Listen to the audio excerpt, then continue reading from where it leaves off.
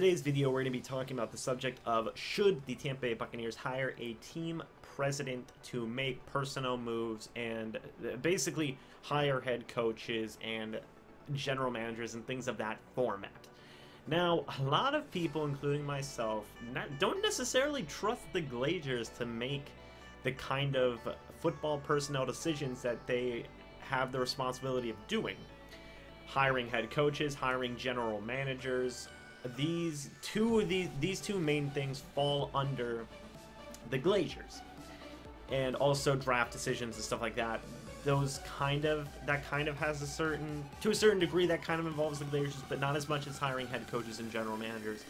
And to be honest, since John Gruden, and even let's break it down. Okay, so the Glazers have not been the best at hiring head coaches. Okay, they hired Tony Dungy and they hired John Gruden. In terms of recent history, they haven't been very good. The franchise started in 1976, and they had owners all up until 1995, different owners. I don't necessarily remember all of them. I know one of them owned a construction company. But in 1995, Malcolm Glazer purchased the Tampa Bay Buccaneers. Since then, I do believe Tony Dungy was his first head coach, which again, that was a very good hire. I believe that was his first head coach. If I'm wrong, please correct me in the comments. But after Tony Dungy, they then had John Gruden, and after John Gruden, we had Raheem Morris, and after Raheem Morris, we had Greg Schiano, then Lovie Smith, and then Dirk Cutter to where we are currently. So, since 1995, the Bucs have had 6 head coaches. It's not terrible, I guess. I believe, let me actually, hold on. Sorry, we're doing our research on the fly here. Buccaneers head coach. Hold on, everybody stay with me. Everybody stay with me. 1995. Yeah, okay. So yes. Tony Dungy was here in 1996, and you guys know the rest. So, it's not too bad.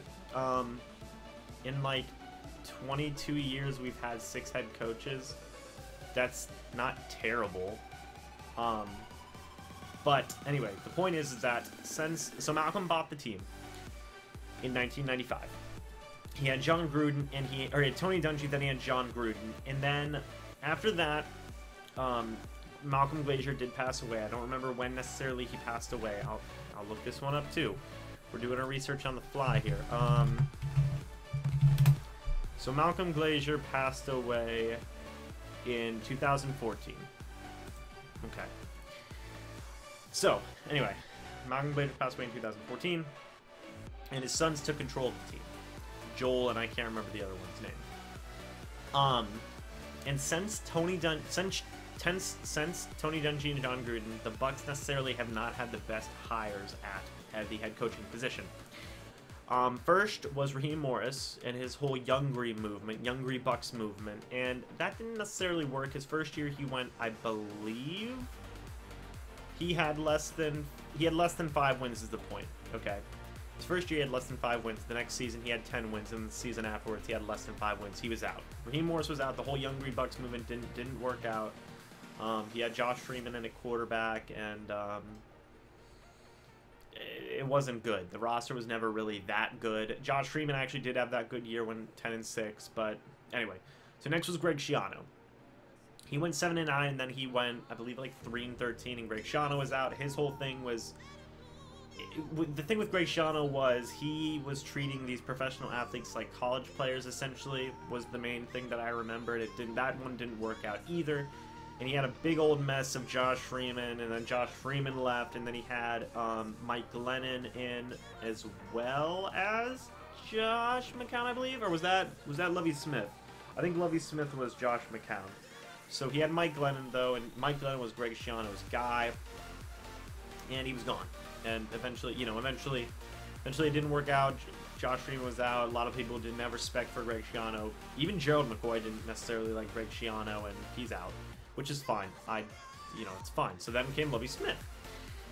Lovie Smith was, I was excited about him because it's like, oh, the dude's been to a Super Bowl, stellar defense, whatever.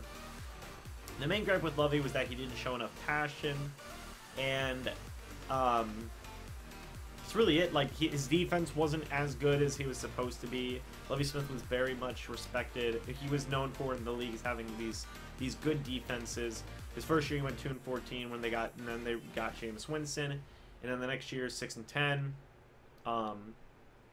Right? After the 2-14 season, where they had Mike Glennon and Josh McCown. After the 2-14 season, then they got Jameis Winston, and then they went 6-10, and Lovie Smith was fired. And this move was actually pretty mixed reactions, because this was the move where the players were like, this is stupid. Like, the players were really mad about Lovie Smith being fired, and I feel for decent reason. Yes, Lovie Smith's defense wasn't up to par, and yes, Lovie Smith wasn't necessarily making coaching personnel changes that the Glazers wanted him to. But all in all, he's been the only coach out of these four that I'm mentioning that showed actual improvement, and if anybody deserved a third year, it was probably Lovie. But that's beside the point. We're not talking about that. And then we moved on to Dirk Cutter. He was touted for having good offenses, and to be fair, his offenses haven't been bad, but he was also touted for being the quarterback whisperer for Jameis Winston. He was going to be this guy to unlock Jameis Winston's potential. One of the main reasons that Lovie Smith got fired was, at least rumored to be, was the development of Jameis Winston was huge. And the Glazers felt that Dirk Cutter was going to be that guy who really elevated Jameis into a top 10 quarterback. And that necessarily hasn't happened. Yes, Jameis Winston has played good, but he's also had his fair share of mistakes that the Glazers thought that were going to be corrected.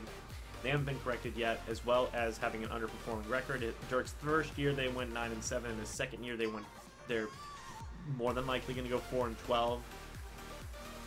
So the pattern here is that these coaches, except for Lovie Smith, have all shown good and then writing it back to bad. And the Glazers, I feel, are very impatient owners, and they don't want things to develop. And yes, I do agree with the firings. I do, except for Lovie's to a certain degree. I do agree with getting rid of Raheem Morris, getting rid of Greg Schiano, and getting rid of Dirk Cutter. What I don't agree with is us hiring them in the first place. If you're going to, if you're going to fire these guys, and you should bring in some good candidates, right? If it was me, if I was the owner of the Tampa Bay Buccaneers, I'll never be the owner of the Tampa Bay Buccaneers, but if I was the Glazers, my main target for head coaching candidates would be former NFL head coaches. And yes, I get it. Well, head coach has got to start somewhere. I understand that. But would you rather have somebody who's pretty new, or would you rather have somebody who knows how systems work and he's been in the NFL as a head coach before? I'd rather have the latter, or I'd rather have the second option. Somebody who knows how to be an NFL head coach, who knows how to motivate players, and who knows how to run a team right away. Yes, there's going to be growing pains with these new guys, but I trust somebody. I trust a veteran. I trust a head coach veteran over a new guy. Almost any time. So it really goes to show that, I mean, let's all be. Could you guys like any of the hires that the Bucs have made since John Gruden? Let me know in the comments. Do you like any of the hires? I liked Lovie Smith, and the Glazers got rid of him. The Glazers think like fans. I feel like they're very impatient. They're almost as impatient as we are, to a certain degree. Dirk Cutter's more than likely going to be gone, and it's looking like John Gruden's going to be the next option, which I feel is good. I feel the Glazers should have never fired John Gruden. I feel that it was a mistake that they fired him in the first place. But it goes to show that the Glazers really don't know how to hire head coaches. Think about this. We fired John Gruden in 2008, and almost a decade later, we're more than likely going to go back to John Gruden because we couldn't figure it out. Because the Glazers couldn't figure it out. That's bad. That's bad hiring. Geez, you guys had a whole decade to fix it, and you're going back to the guy you fired. That makes you look like fools. That makes you look like fools in terms of hiring people. A lot of people give the Glazers flack because they don't know how to hire people. And yeah, I would say they don't know how to hire people. In terms of general managers, they've done a little bit better. They had Bruce Allen, they had Mark Dominic, and they had Rich McKay, which Rich McKay was good. Bruce Allen wasn't good. Mark Dominic was okay. He actually wasn't that bad. And then Jason Light, they've hired Jason Light. And Jason Light wasn't that bad either. I believe. Let me actually look this up. Sorry, I'm looking up. I'm looking up stuff. I'm usually good with this. Hold on. Executives. Jason Ladd. Okay. So yeah. So since 1995, or since. Yeah. Okay. So we've had Rich McKay, Bruce Allen, Mark Dominic, Jason Ladd. I'm surprised I remembered all that. Yeah. So 2 out of 2. Again, Jason Ladd I feel was good. Rich McKay I feel was good. Mark Dominic wasn't that bad, and Bruce Allen was terrible. Bruce Allen was bad. So really, I'll give it like a 2.5 out of 4. They're better at hiring general managers, but in terms of hiring head coaches, they're not good. They're not good. They captured lightning in a bottle with Tony Dungy and John Gruden, and since then, since they were basically given these good head coaches, they've had ever since they've had freedom to bring in new head coaches, they've done awful, and it hasn't been good. You know, we've had 2 winning seasons since we fired John Gruden. That's really bad. That's really bad. Ugh. You know, 10 years we've had 2 winning seasons. That's not good. So what's the answer? A lot of people speculate that the Glazers focus more on the Manchester United, which they are owners of, more than the Tampa Bay Buccaneers. So, you know, that's just another little tidbit. So what's the answer? Well, how do we solve this? Do the Buccaneers need a team president? I honestly don't know. It's very obvious that the Glazers either A, don't know about football, don't know about making football decisions. B, don't care. They don't care about this team necessarily. And I know, I get it. Oh, they fire people because they're impatient and that they want to win. For all we know, that this could just be, think about this, this could just be some rich guys wanting to put another feather in their cap and brag to their other rich friends about, oh, look, we have a winning American football team and a winning European football team. Look at how great we are. They don't care. Like, they just want to win now. You know, and I get that. Obviously, everybody wants to win, but, like, do the Glazers really care about the Tampa Bay Buccaneers? I don't know. I really don't know. So maybe you do hire a guy who cares, you know? Maybe you do hire a guy who cares enough to really dig in and really think about these football decisions and isn't just firing and hiring people until they get this other magic lightning in a bottle unicorn of a season where they win not unicorn of a season where they win a Super Bowl, but maybe are they just going to keep on firing and rehiring people until they catch that magic again so they can brag more? You know, who knows? You know, they're probably sick and they're probably tired of being embarrassed. You know, their other rich friends who own these other NFL teams like the Steelers and the Patriots and the Falcons and the Panthers, they're all going to Super Bowls and stuff, and the Glazers are sitting here thinking, we're not, you know, we don't have anything to brag about for American football, so we're just going to keep on firing and rehiring people until we do win, you know. And I don't know, you know, I don't know. Maybe you do hire a guy to make these kind of football decisions, because let's be honest. What's the solution here? I know a lot of people are saying that's stupid. That's stupid. Why would you hire a team president to make these types of decisions? Are you really trusting the Glazers at this point? You got lucky with Tony Dungy, who was there, who I believe was there before the Glazers were even there. And you traded for John Gruden. You gave up a lot of draft capital to get John Gruden, who was great, won a Super Bowl in his first year, and they're probably still riding the high off of that. You know, do we really trust the Glazers at this point? Their track record isn't good since 2008.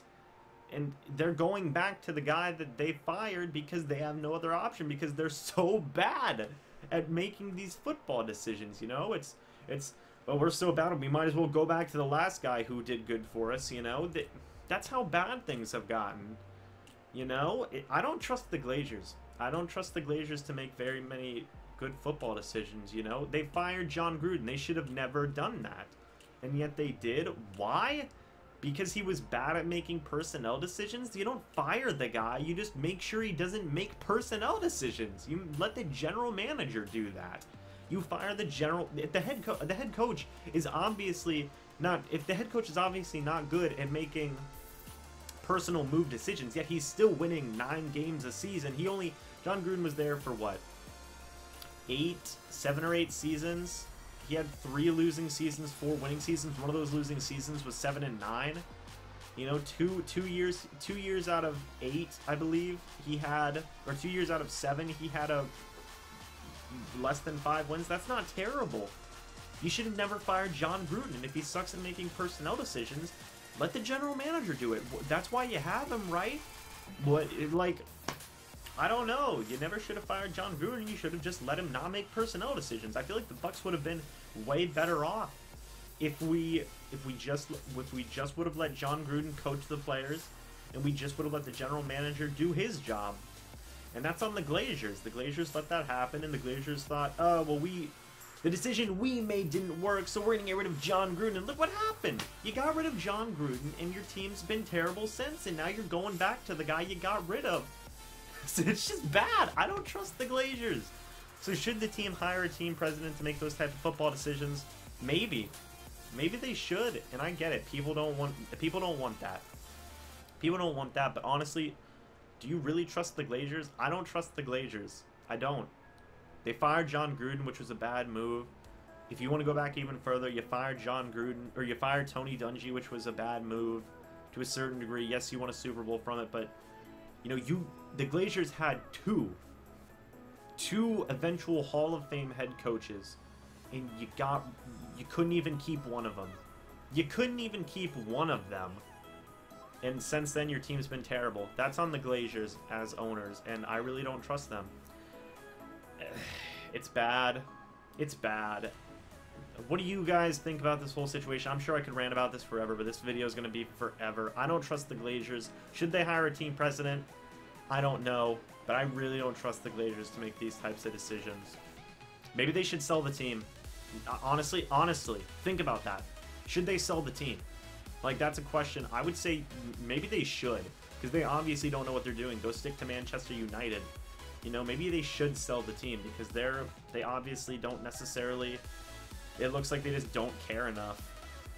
It looks like that they're just doing this just so they can brag to their rich friends.